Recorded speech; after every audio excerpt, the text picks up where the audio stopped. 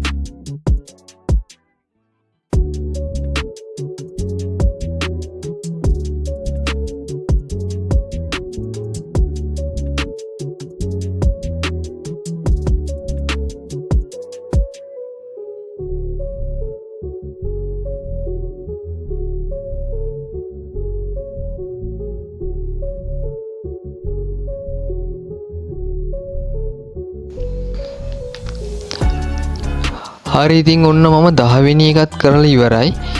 ඊට පස්සේ ඔයාලට පුළුවන් මෙන්න මේ විදිහට ඔයාලගේ රිසල්ට් එක බලා ගන්න.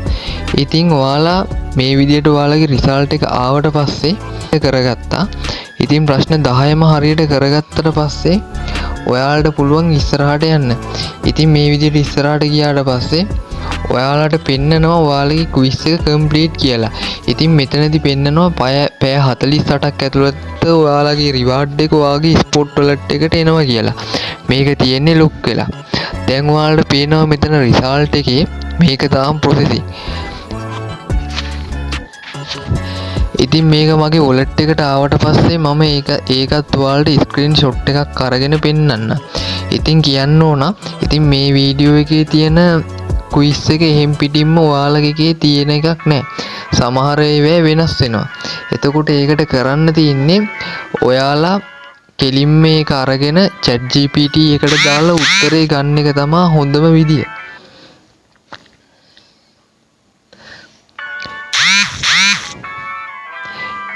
ඉතින් මේක ගොඩක් ලේසි වැඩක්. ඉතින් ඔයාලා මග අරගන්න එපා. ඉතින් ඔයාලගේ Binance එකේ කීයක්වත් නැත්නම් මේ වැඩේ කරාට පස්සේ ඔයාලට අනිවාර්යයෙන්ම ඩොලර් 1කට ආසන්න ප්‍රමාණයක් ඔයාලගේ Binance එකට කිසිම ආයෝජනයක් නැතුව ගන්න පුළුවන්. හරි ඉතින් ඔයාලට මේ වගේ වීඩියෝස් දිගටම බලන්න ඕන නම් channel එක subscribe කරලා තියාගන්න.